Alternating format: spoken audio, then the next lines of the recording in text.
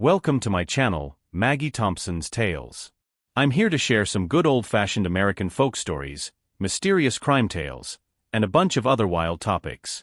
Thanks for tuning in. Let's dive into today's story. Back in the days of colonial America, up in the rugged hills of Kent County, Virginia, there was a little mountain town called Pine Hollow.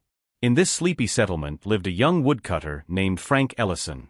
Frank's mom, Mary Ellison, had passed away years ago from an illness that took his dad too. His father, Old Man Ellison, was still kicking, but he wasn't doing so hot, sometimes sharp as a tack, sometimes lost in a fog. Folks around town knew Frank as a devoted son. To care for his ailing dad, he'd pretty much locked himself inside their creaky cabin, barely scraping by. Now, things got even tougher when his dad's health took a nosedive. The old saying goes, a long illness wears out even the most loyal kid, but Frank? His loyalty was the talk of the town. Come springtime, during the Clear Bright Festival, think of it like our Memorial Day, he left his dad with a neighbor and hiked up to tidy the family graves. On his way back, trudging down the dusty trail, he heard someone holler his name from behind. Frank spun around and saw a fancy-dressed guy middle-aged, big-bellied, waving at him like they were old pals. Curious, Frank stopped in his tracks. "Who are you looking for?" he asked. Turns out, this guy was Thomas Tom Carver, the richest man in Kent County. A real outsider who'd made a fortune and loved playing the charity card. Folks called him Big Tom the Benevolent. Only catch. Tom was pushing 40 and still hadn't managed to have kids with his wife, Sarah. So why was Big Tom chasing down a woodcutter like Frank? According to Tom, he'd heard about Frank's troubles and admired how he stuck by his dad through thick and thin. He genuinely wanted to help, said it'd earn him some good karma too. "You don't get blessings if you don't give back," he'd say with a grin. Frank tried to brush him off, but Tom wasn't the type to quit. He kept pushing, even offered Frank a 3-month gig at his estate. Frank felt bad turning down such kindness and finally agreed to work for free at Tom's place as a way to pay him back. And so, Frank packed up his dad and headed to Carver Manor. That place was massive, sprawling lawns, a big porch, and more hired help than you could count. Tom and Sarah welcomed Frank and his old man like family, asking after their health and setting them up nice. They even gave the Ellisons their own little guest house out back, 2 beds, cozy as could be. During the day, a maid looked after Old Man Ellison while Frank did light chores around the yard, like trimming bushes and planting flowers. Tom and Sarah's generosity hit Frank and his dad right in the heart. Frank couldn't believe how good Tom and Sarah Carver were to him and his dad. They didn't just toss them a bone, they went all out. Frank figured he'd owe them something big, so he asked Tom for some heavy lifting around the estate. "I'm a poor boy, born and bred," he said.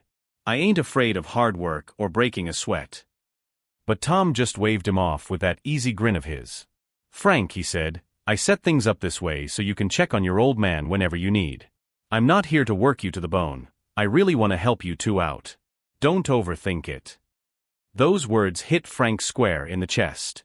He looked at Tom, eyes shining, and said, "Mr. Carver, I'll never forget this kindness.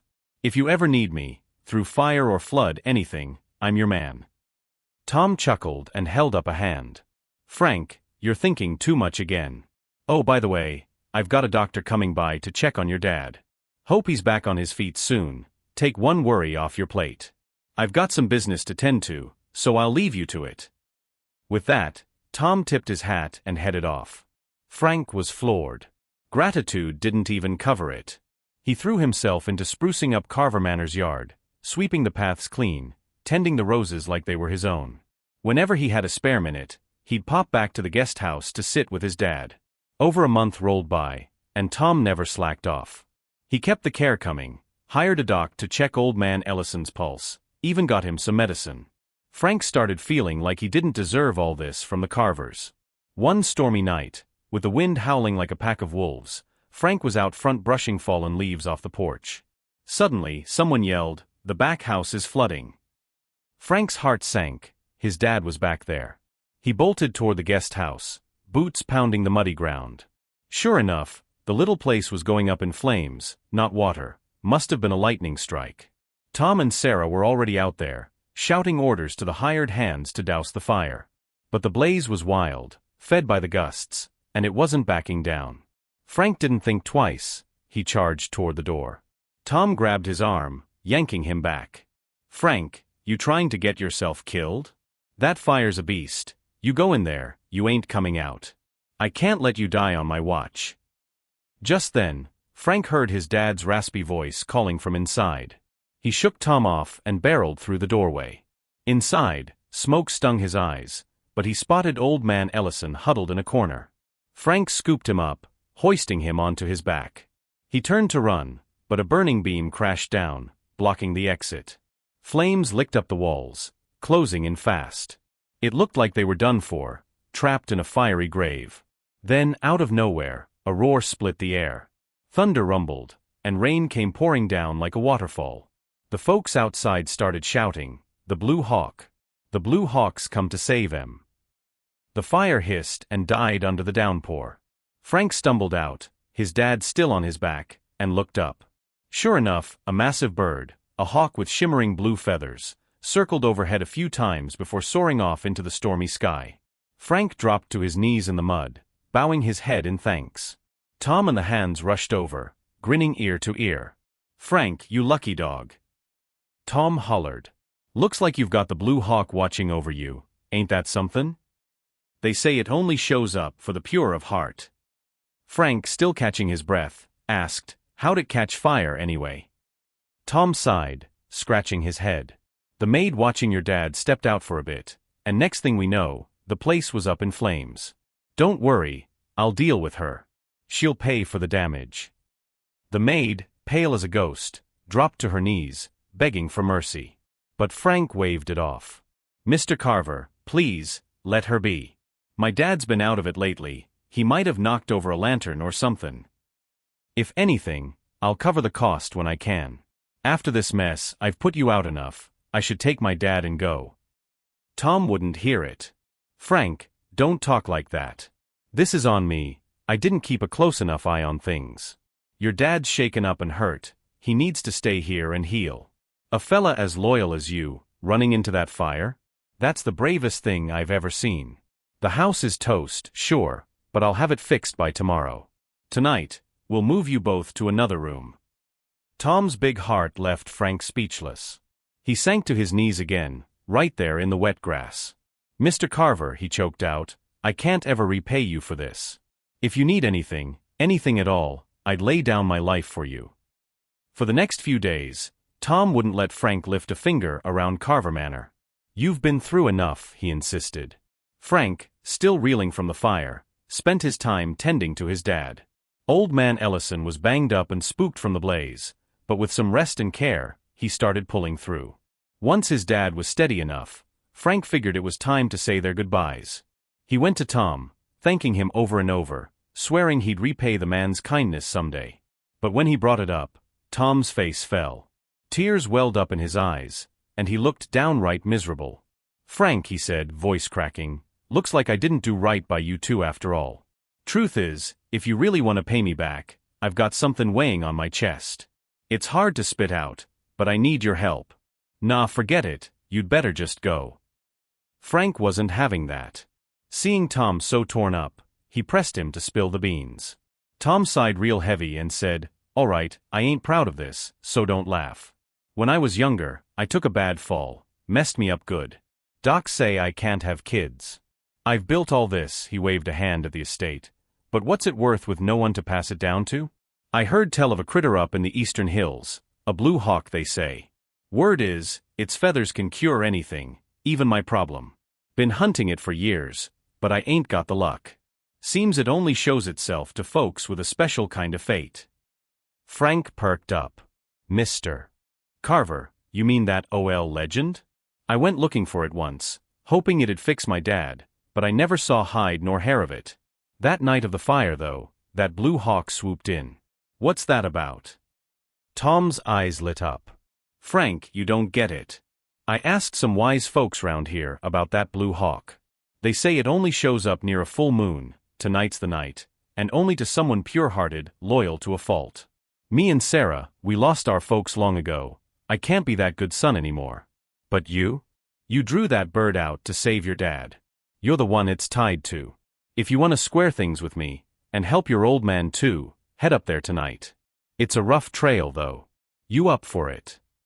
Frank didn't hesitate. "Thank you for telling me straight, Mr. Carver. I'd go after that blue hawk for my dad's sake alone, no need to call it repayment. If something happens to me up there, just promise you'll look after him. And don't tell him where I'm going, he'd worry himself sick." Tom was over the moon. He clapped Frank on the shoulder and hustled the hired hands to pack him some jerky, bread, and a spare coat. Frank wolfed down a quick lunch while his dad napped, then slipped out, racing toward the hills. He aimed to reach the Ridge Lake before sundown.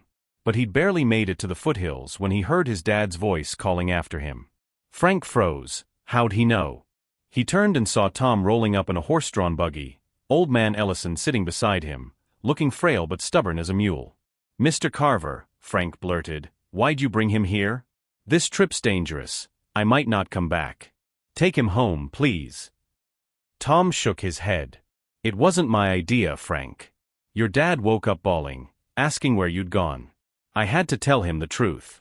He's frettin' over you, insisted on coming along, even brought a change of clothes. Says he won't let you face this alone." Frank's heart sank. He tried reasoning with his dad. "Pa, go back with Mr. Carver. This ain't safe for you." But Old Man Ellison wouldn't budge. "I came on my own, boy," he rasped. "How am I supposed to sit easy while you risk your neck? You don't take me, I won't let you go neither. If we die together." Frank knew that tone. His dad was set like stone. With a heavy sigh, he gave in. Tom tipped his hat. "Frank, you and your pa watch yourselves. We won't tag along. Too many folks might spook that blue hawk. I'll be waiting for good news." So Frank and his dad started up the hill together. They trudged over rocky slopes, Old Man Ellison leaning on Frank's arm. Deep in the woods, his dad's mind started slipping again. He took off running wild-eyed. Frank's stomach dropped, and he chased after him.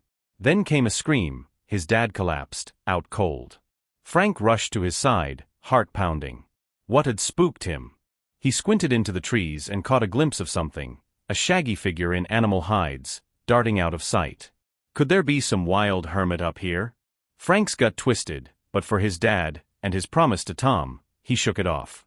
He gently shook his father awake, calming him down. To keep him from bolting again, Frank hoisted him onto his back and pressed on, nerves steeled for whatever lay ahead. Frank and his dad pushed deeper into the hills, the trail growing steeper with every step. They'd crossed a few ridges when Old Man Ellison started acting up again, his mind wandering. Suddenly, he bolted forward, staggering through the brush. Frank yelled after him, heart racing, and sprinted to catch up. Then came a sharp cry. His dad crumpled to the ground, out like a light. Frank skidded to a halt beside him, panic rising. What had happened? He scanned the woods and spotted a figure, some wild-looking fella draped in furs, long hair flying as he vanished into the trees. A mountain hermit, maybe? Frank's nerves jangled, but he shoved the fear down. For his dad, and for Tom, he had to keep going. He roused Old Man Ellison, whispering reassurances, and decided to carry him again to stop him from running off. With his dad slung over his back, Frank gritted his teeth and marched on.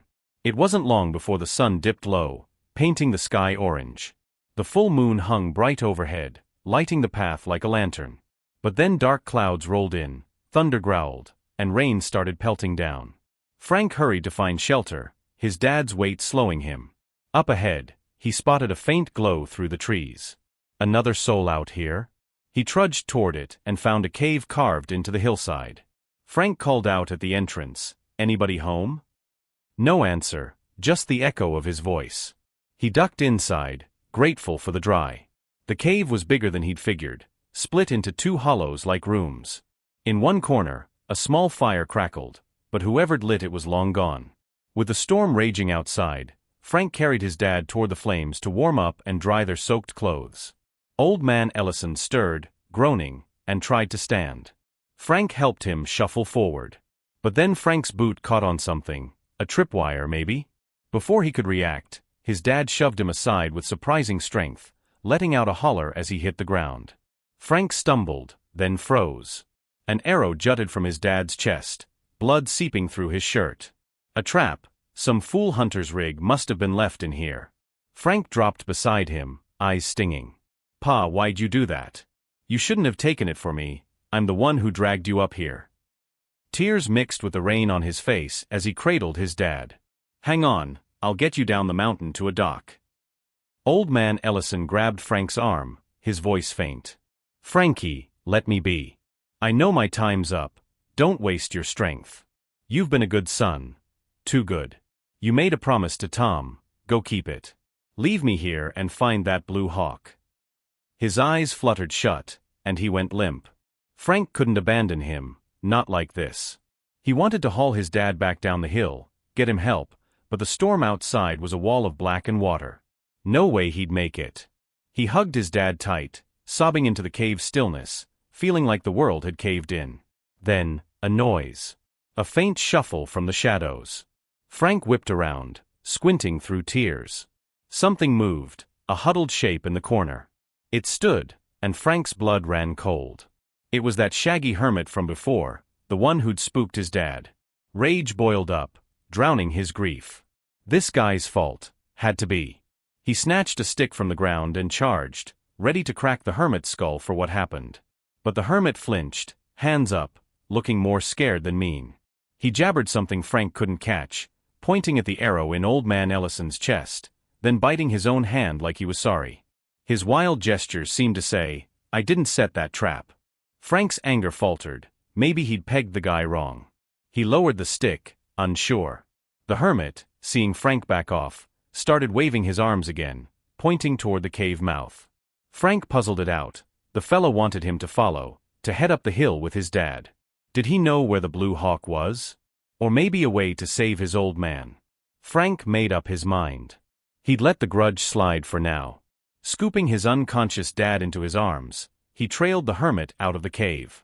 Weird thing was, the second they stepped outside, the rain stopped cold. Clouds parted, and the moon glowed bright again, like nothing had happened. The hermit pointed uphill toward the ridge lake. Frank knew that spot, he'd been there before. It was just past a steep cliff face. Normally, that climb was nothing to him, but now with his dad bleeding out, it'd be a nightmare. Still, he couldn't leave him behind, not after everything. With a deep breath, Frank tightened his grip and started the ascent, the hermit scrambling alongside to lend a hand. Frank's legs burned as he hauled his dad up the cliff, the hermit guiding the way. The rain-soaked rocks were slick as ice, and every step felt like a gamble with his dad's dead weight on his back. If it weren't for the hermit grabbing his arm now and then, he'd have slipped and busted something for sure. After what felt like hours, they crested the top, a flat stretch of ground with the ridge lake shimmering just ahead under the moonlight. Frank caught his breath, then froze. He'd been to this lake before, it was just a quiet little pool back then. Now? The whole place was a nightmare. Steam hissed from cracks in the earth, and glowing red embers pulsed around the shore like some kind of hellfire. The heat hit him like a slap, too fierce to get close. The hermit hung back, muttering gibberish and shaking his head, too spooked to move forward. But he pointed toward a narrow gap in the burning ring, a slim shot at reaching the water. With his dad's life slipping away, Frank didn't have time to second guess. He hefted old man Ellison tighter and staggered toward the gap, the heat scorching his face. His boots smoked as embers seared through the soles, blisters popped on his feet, pain shooting up his legs.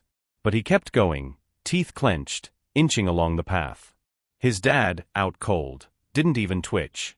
Frank's hope was hanging by a thread, but he made it, collapsing at the lake's edge, laying his dad down on the cool dirt. Kneeling there, Frank pressed his hands together and muttered a prayer to the night sky. Blue hawk, if you're out there, save my pa. Give me one of them feathers, help me keep my word to Tom too. He barely finished when something wild happened. The embers snuffed out like a candle, the heat fading fast. A cool breeze washed over him, and the agony in his feet just vanished. He blinked stunned as a shadow rose from the lake, a huge bird, wings glinting blue, letting out a cry that shook the air. The blue hawk swooped low, and with a flick of its wing, a single feather, big as Frank's hand, drifted down beside him. Frank dropped to his knees, hollering thanks toward the water as the bird vanished into the stars. He grabbed the feather, brittle like glass, and snapped it in two. Quick as he could, he pressed half into his dad's mouth. It melted on contact, and old man Ellison's eyes fluttered open. The arrow in his chest dissolved into nothing, and get this, his gray hair turned dark again, his face shedding years like he'd found a fountain of youth. Frank's jaw dropped. His dad sat up, sharp and spry, looking 20 years younger. "Frankie," he rasped, confused but alive. The hermit, still lurking nearby, hooped and hopped like a kid at a fair. Frank laughed through tears, pulling his dad into a bear hug. "Pa, you're back. I got the Blue Hawk to fix you." Old man Ellison gripped him tight. "You saved me, son. How'd we end up here?" "We gotta get outta," his words cut off as Frank realized too late they weren't alone. Before he could move, a chill ran down his spine. He couldn't budge. Not him, not his dad, not even the hermit. Something had them locked in place, like invisible chains. They could still talk though, and Frank's gut twisted when he saw who'd crept up. Tom Carver and Sarah stepped out of the shadows, each holding a gleaming knife.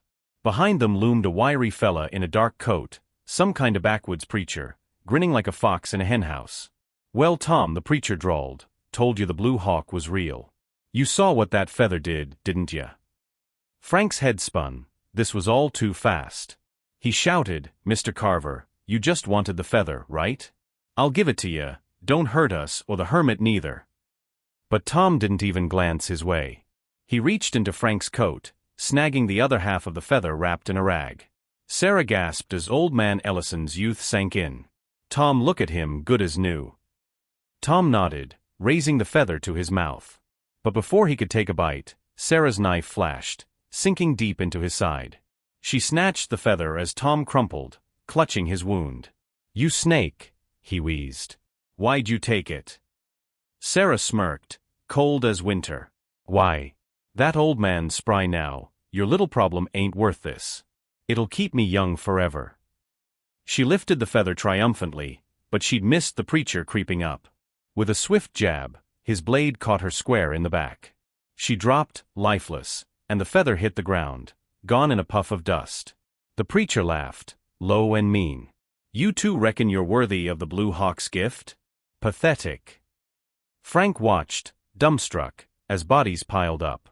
He couldn't tell if this preacher was friend or foe, but one thing was clear, they were still in deep trouble. Frank's mind raced as the backwoods preacher stood over them, twirling his knife like it was a toy. Sarah lay dead at his feet, Tom groaned weakly nearby, and Frank, his dad, and the hermit were still frozen in place by whatever trick this creep had pulled. The preacher turned to the lake, his voice cutting through the night. "Blue Hawk, you mangy bird. Show yourself. You ain't a full legend yet, just a half-baked spirit. You can't fool me. You gave up that feather, bet it took a chunk out of your strength.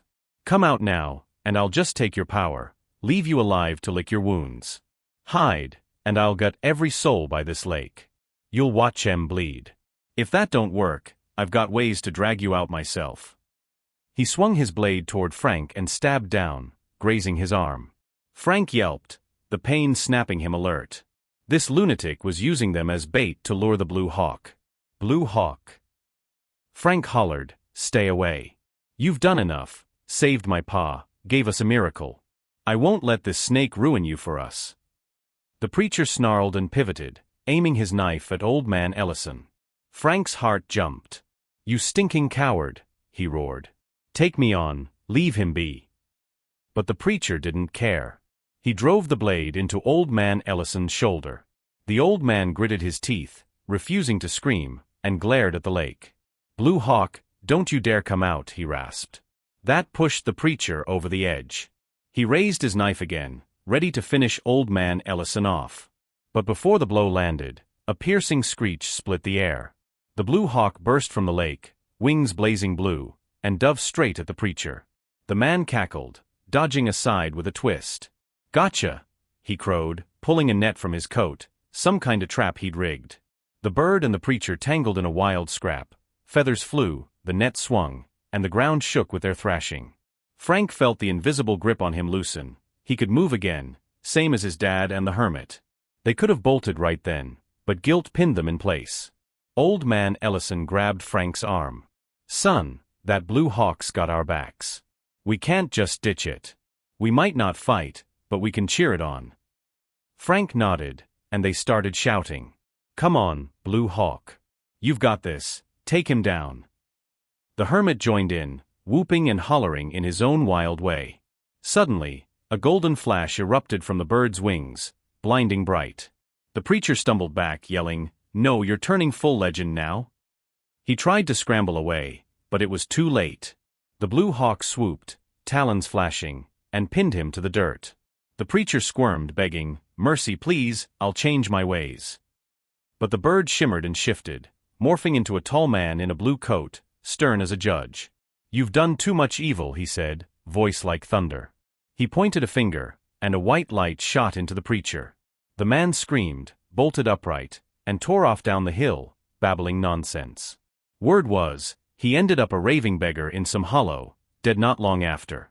Frank, his dad, and the hermit crowded around the blue-coated man. Frank and old man Ellison dropped to their knees, thanking him for their lives. He waved them up, calm as could be. "No need for that," he said. "If I hadn't saved you, I wouldn't have built up the good I needed. And you're cheering? That pushed me over the edge to become what I am now, a full-fledged spirit. I ought to thank you. Oh, and that arrow your pa took? That was my doing, a test to see if you were truly loyal, and if he'd risk it all for you. Worked out, didn't it?" Just then, a faint moan cut through, Tom, still alive, clutching his side. The Blue Hawk Man walked over, frowning. "You got played, Carver," he said. "That preacher and your wife used you, fed you lies about curing your barrenness. Funny thing? That hermit over there, she's your daughter, the one you threw out years ago." Tom's eyes widened, tears spilling. "That's my little Laura? Her ma, where's she at?" He choked up, piecing it together. "That wild girl, she's mine? From 20 years back, when I sent him packing." Old man Ellison piped up, "What's he mean, sir?" The Blue Hawk Man nodded. 18 years ago, Tom wed Sarah. 2 years, no kids. He took a second wife. Poor gal didn't last long after Sarah got jealous. That preacher was in on it, tangled up with Sarah.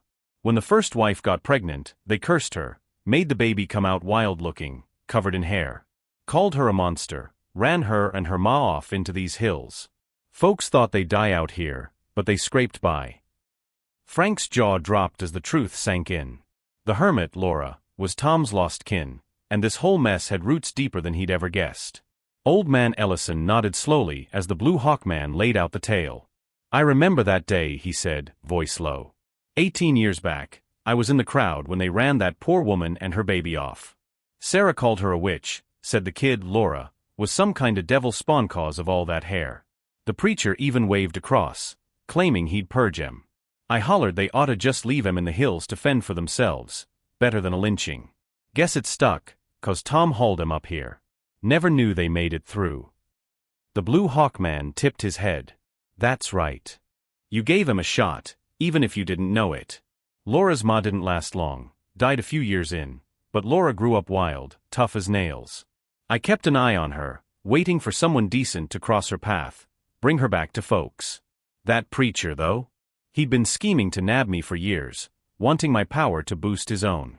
He roped Sarah in, then Tom, feeding him lies. Told Tom my feathers to fix him up to have kids, told Sarah they'd make her young forever. Suckered 'em both into hunting for a good soul to bait me out. That's where you came in, Frank." Frank's fists clenched. "So they set that fire? Played us from the start." The Blue Hawk Man nodded. "Yup. Tested you with the blaze. Then Tom pulled that sob story to send you up here. The preacher tailed you, figuring you'd draw me out. Sarah got greedy, turned on Tom, and the preacher turned on her. All backfired, hurt him more than it did me." Tom coughed, blood staining his shirt, and looked up with wet eyes. "Frank, I'm sorry. For you, for Laura, for her ma. I was a fool, chasing a cure I didn't deserve. Please, take care of my girl." His voice faded, and he slumped, barely hanging on. Laura, the hermit, stared at him. Chet kaukt wer wird the Blue Hawk Man Said, and her face twisted. Half fury, half heartbreak. But seeing Tom like that, broken and dying, she dropped to her knees beside him, pounding the dirt and letting out a choked wail. She couldn't talk, but her meaning was clear: save him. Frank and his dad joined in, pleading with the Blue Hawk Man. "He messed up bad," Frank said, "but he was framed too. Give him a chance." The Blue Hawk Man sighed, then waved a hand over the ground. That missing half-feather shimmered back into his palm. He split it again, one piece for Tom, one for Laura. "Ellison," he said to Old Man Ellison, "grab some spare clothes from your pack. Laura's gonna need 'em." Frank's dad hustled off, fetching a shirt and pants from their gear. The Blue Hawk Man slipped the feather into Tom's mouth. His wound closed up, color flooding back to his face. He gasped awake, sitting up slow. Then the man handed Laura her piece. She hesitated, then took it, and as it melted on her tongue, the wild hair fell away. She stepped behind a rock with the clothes, and when she came back, she was a young woman, pretty as a picture though still mute. Tom staggered to his feet, tears streaming. "Laura, my girl," he croaked, pulling her into a shaky hug. She didn't pull away, just stood there, eyes soft. Frank and his dad vowed to teach her to talk, Frank especially, grinning as he said, "I'll stick with her as long as it takes." The Blue Hawk Man smirked, like he'd planned that spark all along. A couple years later, Tom threw a big wedding down in Pine Hollow, marrying Laura off to Frank. He'd come through the ordeal a changed man, reunited with his daughter, but the guilt and the stab wound left him frail. 2 winters on, he passed quiet in his sleep, leaving Carver Manor and every penny to Frank and Laura. The couple settled in, had a passel of kids, and kept the Ellison and Carver names alive with good deeds around town. Folks say the Blue Hawk never showed up again. Guess he'd flown off for good, his work here done. That's the end of the tale, folks. They say a long sickness can wear out even the best son, but don't forget, loyalty can move mountains. Frank stuck by his dad through hell and high water, and that love pulled them both through. Laura, poor thing, got a raw deal from the start, but the Blue Hawk had her back. She turned out kind as they come, risking it all to help Frank up that hill. In the end, Frank and Laura found each other, got their happy ending, and the Blue Hawk earned his wings, way better than that scheming preacher ever did. What do you reckon? From Frank, Old Man Ellison, Laura, Tom, Sarah, and that preacher's sorry hides, we learn one thing: put family first, do right by folks, and good'll come back around. Tomorrow's harvest bears today's seeds, right? So that's my first yarn for ya. Hope you liked it. Stick around, 'cause Maggie Thompson's Tales has another one coming. Next up, the scholar who buried a boar under the wall. Don't miss it. It'll hook you from the get-go. Hey folks, welcome back to Maggie Thompson's Tales. We're diving into our second yarn today, fresh from the backroads of early America. If you liked that last one, buckle up, this'll grab you just as tight. Tudes tales kellet se schola huborita boa under the wall. Let's get to it. Way back in the 1700s, out in Straw Hat Hollow, a scrappy little town in Pennsylvania, lived a young fella named Lucas Miller. Lucas was a book-smart type, got himself into the local academy at 17, dreaming big. He wanted to climb the ladder, maybe even land a spot as a magistrate or a big-shot lawyer. But fate's a tricky thing, and by the time he hit 28, he was still scratching at the bottom rung. In those days, that made him an old bachelor, should have had a wife and a brood by now. Trouble was, he was dirt poor, and no gal was lining up to marry a penniless scholar. Lucas's dad had kicked the bucket early, leaving him and his mom, Abigail Miller, to fend for themselves. Abigail was a tough old bird, worked herself ragged doing odd jobs, sewing, washing, whatever it took to keep Lucas's nose in those books. She wouldn't let him lift a finger, saying, "You study, son, that's your ticket out." But that meant money was tighter than a drum. Some days, they barely scraped by on stale bread and thin soup.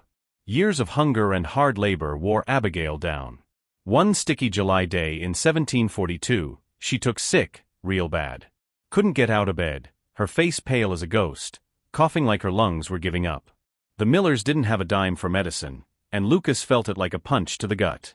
Watching his mom waste away, he blamed himself, years of her breaking her back so he could read fancy words, and he had nothing to show for it.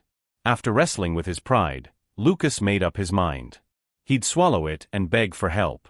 He trudged over to Doc Silas Trent's place, the town sawbones.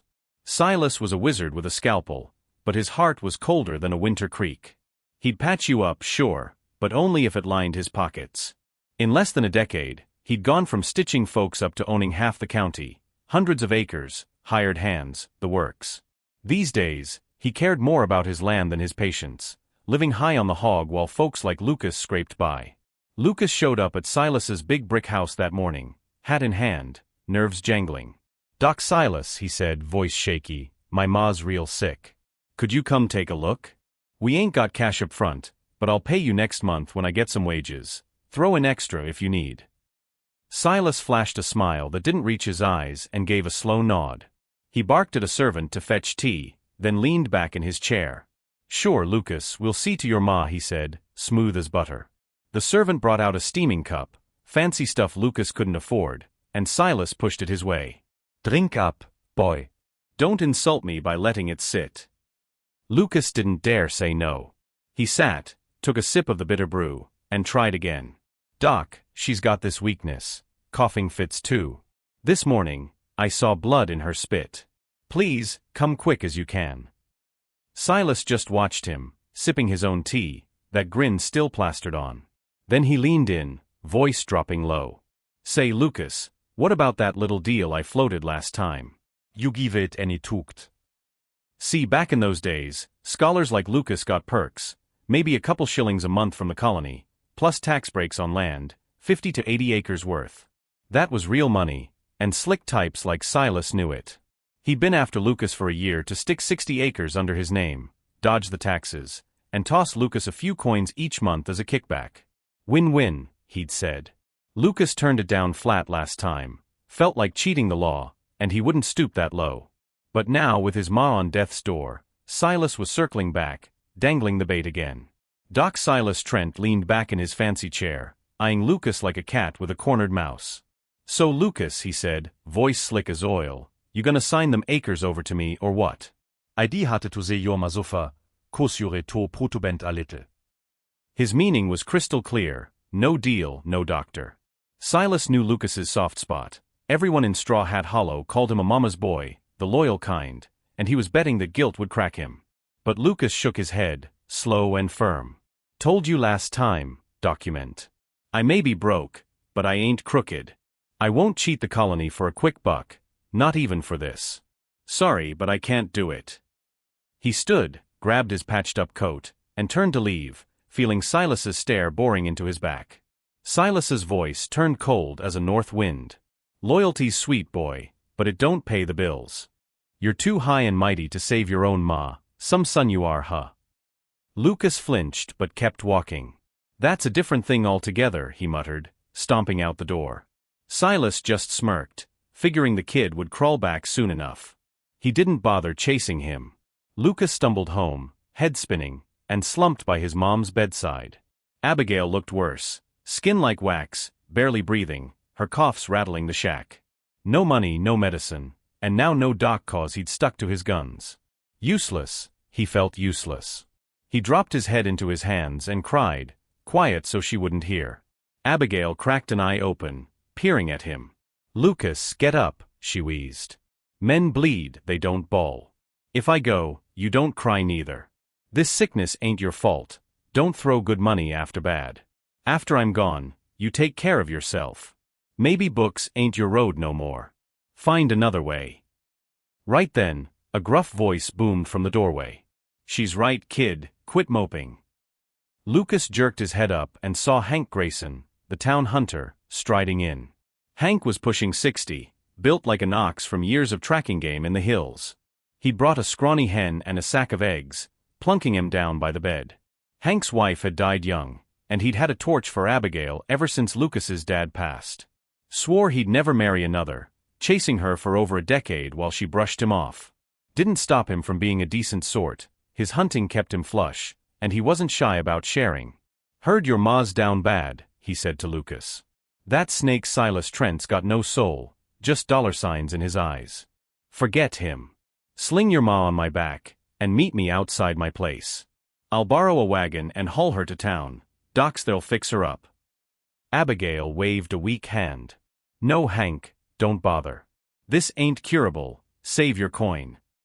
She didn't want his charity, stubborn as ever. Lucas froze, caught between them. Hank yanked him aside, lowering his voice. You're a good son, Lucas, but you're too soft. Listening to her now? She's dying, and you're gonna let her call the shots? Step up, boy, don't watch her fade. That hit Lucas like a brick. Hank was right, he couldn't just sit there. Sorry, Ma, he mumbled, then ignore her protests and hoisted her onto his back. She grumbled, but he followed Hank out to a rickety wagon hitched up by the hunter's cabin. They rattled off toward the nearest town, Hank driving like the devil was on his tail. Hank didn't skimp, he took him straight to Doc Ezekiel Tate, the best sawbones in the county. Ezekiel squinted at Abigail, checked her pulse, and nodded. You got her here just in time. Another half day, and she'd be past saving. Lucas's heart leaped. Can you fix her, Doc? Sure can, Ezekiel said, but it's been brewing a while. Won't heal overnight. I'll mix some tonics. Keep 'em coming steady, and she'll be right as rain in 2 weeks. Hank clapped the doc's hand. Write it up quick, cost don't matter. Long as she pulls through, I'll scrape it together. Lucas and Abigail traded a look, gratitude swelling up. That night, back in Straw Hat Hollow, Hank butchered that hen he'd brought, stewing it with a ginseng root he'd dug up. He carried the steaming bowl to Abigail himself, and she sipped it slow, tears streaking her face. Wiping her eyes, she glanced at Hank, tall and weathered, and something clicked.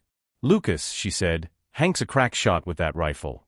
Built a good life hunting, new house and all. You ought to learn from him. If I'm gone, you won't starve. Hank grinned. Funny you mention it, I've been looking for a pup to teach. Getting old, hands ain't what they used to be. What d'ya say, Lucas? Lucas still felt the weight of his broke dreams, but he nodded. If Ma says so, I'm in. He knelt, giving Hank a formal bow like he'd read in some book, his new teacher. Hank laughed, clapping him on the back. Good deal, kid. A few days after that stew, Abigail started perking up, enough to shuffle around the shack on her own. She credited Hank Grayson for it, her eyes lighting up whenever he swung by. Before long, she was nudging Lucas again. Get out there with Hank's son, learn his trade. Lucas couldn't dodge her this time. So, after a quick breakfast of cornbread and coffee, he tagged along with Hank into the Pennsylvania woods, feeling like a fish out of water. Hank sized him up, skinny arms, soft hands, and figured the scholar wasn't cut out for swinging an axe or gutting deer just yet. We'll start easy, he said, handing Lucas a bundle of iron traps. Set these where the critters roam, rabbits, foxes, whatever. You're smart, you'll pick it up quick. Lucas, with his book-learned brain, caught on fast, memorizing Hank's tips about tracks and trails. Hank gave him a few traps to set solo near a thicket, a spot animals crossed regular. I'm parched, Hank grunted, realizing he'd forgotten water. Gonna hunt some berries. You stay put. He tromped off into the trees, leaving Lucas alone. Lucas rigged the traps like he'd been taught, then climbed a big oak to wait, peering down for any sign of game. Hours dragged by, nothing. No rabbits, no squirrels, just wind rustling the leaves. Boredom set in, and Lucas leaned against the trunk, eyelids drooping. Just as he started to doze, a sharp yip jolted him awake. It came from the northeast corner of the woods, high-pitched, like a fox in trouble. Maybe one of Hank's crew snagged something, he muttered, scanning from his perch. Sure enough, he spotted it. One of his traps had clamped onto the back leg of a white fox, its fur gleaming in the sun. The critter was thrashing, yelping in pain. Lucas's chest swelled, his first catch. He scrambled down the tree, boots thudding the dirt, and bolted toward the fox. Up close, it was pitiful, whimpering louder, eyes wet like it was crying. Lucas hesitated, hand hovering over the trap. Then the fox locked eyes with him, reared up on its good legs, and dipped its head, almost like a bow, begging for mercy. He froze. Couldn't do it. Ah heck, he said, kneeling to pry the trap open. The fox sprang free, limping a step, then turned back and bobbed its head again, thanking him, clear as day. Lucas sat there, dumbstruck, as it hobbled off. Something clicked in him, this little thing had a life, same as him. Killing it for a couple coins felt wrong, dirty, even. He grabbed a rock and smashed the trap to bits, metal clanging. Then another, and another, till they were junk. That's when Hank stormed back, face red as a beet. What in blazes, kid? He roared, shoving Lucas hard enough to stumble. I told you to set traps, not wreck 'em. You gone loco. Lucas steadied himself, eyes blazing. I ain't crazy, Hank. These animals, they're alive, same as us. I can't butcher 'em no more. Hank's jaw tightened, and he loomed closer. Alive, sure, but how am I supposed to eat if I don't hunt? How'd we pay Doc Tate for your ma? Meat's meat, kid, always has been. You're too green to get that. Book smart don't fill your belly. If everyone thought like you, we'd all starve. Hank spun on his heel, stomping deeper into the woods, but stopped short. He sighed, glancing back at Lucas. You're too soft, boy, too good for this line of work. Hunting ain't your game.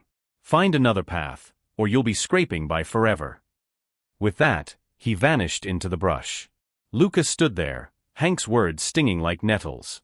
Am I really stuck like this? No way out, he muttered. Defeated, he trudged back toward home, head low.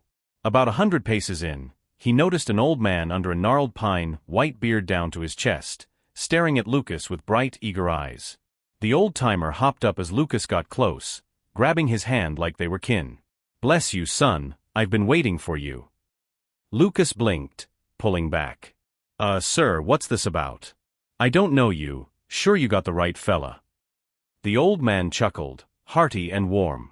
You're Lucas Miller from Straw Hat Hollow, ain't ya? Yep, it's you I'm here for. Lucas frowned, still lost. Waiting for me? Why? Loyalty like yours deserves a reward, the old man said, grinning. I'm here to hand you a gift, and maybe a wife to boot. Them traps Hank gave you, don't ditch 'em yet. Pick 'em up, and tomorrow at dusk bury 'em outside Silas Trent's place, under the east wall. I'll be nearby. Whatever you catch, don't let it loose, knock it out cold. Gotta hit it hard. Lucas scratched his head. What if I miss and kill it? The old man cackled. Dead's even better. Don't ask what it is, some things ain't meant to be spilled early. But if it's alive, ain't that a life too? Lucas pressed, brow furrowed. The old man's grin faded to a sly nod. Sure is, but think, son. Something sneaking over Trent's wall? Ain't likely to be a saint. Do like I say, or you're doomed to scrape by forever. With that, he hobbled off into the woods, leaving Lucas staring after him, wondering if he'd just met a ghost or a madman. Lucas trudged back home, the old man's words buzzing in his head like a swarm of bees. He couldn't shake him. Abigail wasn't thrilled to see him empty-handed. Her face said it all, figuring he'd botched his first day with Hank. She didn't ask, though, and Lucas didn't tell. After a quiet supper of beans and bread, he flopped onto his cot, staring at the ceiling. Sleep wouldn't come. Is this it for me? He wondered. No way forward. Then that old-timer's voice crept back in. Do like I say, or you're doomed to scrape by forever. Lucas sat up, jaw set. Fine, he muttered. Can't hurt to try, see what happens. Before dawn broke, he grabbed the busted traps he'd stashed, patched 'em up best he could, and slipped out, heading for Doc Silas Trent's place. Silas lived just past Straw Hat Hollow, in a fancy spread called Trent Hollow, close enough to walk. Lucas got there as the sky turned gray, the big brick house looming ahead. Word around town was Silas had struck it rich, 7 wives over the years, all beauties, and they'd given him 8 boys and 1 girl. That girl, Sylvia Trent, was 17 now, pretty as a peach blossom but cursed with some ailment. About a month back, Sylvia took to sleeping all hours, day, night, didn't matter. She'd lie there, barely stirring, wasting away till she was skin and bones. Silas, doting daddy that he was, couldn't eat or sleep himself, tearing his hair out to fix her. He'd shelled out for every doc in the county, but none could name the trouble. Some whispered she was hexed, brought in preachers and quacks to pray over her, burned sage, you name it. Nothing worked. Sylvia stayed out cold. Desperate, Silas put up notices far and wide. Cure my daughter, get 1,000 shillings and her hand in marriage. Folks came running, hunters, healers, even a few con men, but they all struck out. Lucas had heard the buzz, but never figured he'd be the one to crack it. That morning, as the sun peeked up, he crouched by the east wall of Trent Hollow, a high stone thing fencing the estate. Following the old man's orders, he buried his traps shallow under the dirt, stakes set to snag anything climbing over. He hid in some bushes, waiting, heart thumping. Dusk rolled in slow, shadows stretching long. Then he saw it, a fella in a gray coat, sneaking along the wall like a thief. Lucas held his breath. The guy hoisted himself up, scrambling over the top. Inside, a shout went up. Someone in the house had spotted him. The gray coat panicked, dropping fast to the outside. Bad move. His legs hit the ground right in Lucas's trap. Snap. He howled, crashing down, clawing at the iron, biting his ankle. Lucas sprang out, hands shaking. He bent to yank the trap off, but the old man's warning rang loud. Knock it out cold. He grabbed a stout stick from the ground and swung hard, cracking the guy across the back. The scream that came out wasn't human, more like a hog squealing. Lucas stumbled back, eyes wide, as the gray coat twitched and changed. Fur sprouted, tusks poked out, and there it was, a big gray boar snared and snarling. Right then, Silas Trent burst out the gate with a gaggle of hired hands and guests, all gawking. Silas stormed over, kicking the boar square in the ribs. "You filthy beast," he roared. "You're the one plaguing my Sylvia. All them docs couldn't figure it, but here you are, caught red-handed. Heaven's got eyes today." He turned to Lucas, face lit with relief. "Young man, you're a hero to the Trent family. Take a bow from this old coot." Silas clasped his hands and dipped low, a proper colonial salute. Lucas stood there, piecing it together slow. Turns out, this wasn't just any boar, it was a spirit, a trickster kind that had gotten wise. A month ago it had seen Sylvia, gorgeous Sylvia, and got smitten. It turned itself human every night, scaling the wall to her room, trying to woo her with some kind of charm. Problem was, its power was weak. Every time it touched her, it'd freeze up, prickling like it had hugged a porcupine, couldn't seal the deal. So it settled for creeping in, sleeping beside her till dawn, then slipping out. That morning though, a servant caught it leaving, yelled bloody murder, and the chase was on. The boar didn't reckon on Lucas waiting outside with a trap and a stick. When Silas and his crew saw the thing shift, they knew Lucas had nabbed the culprit.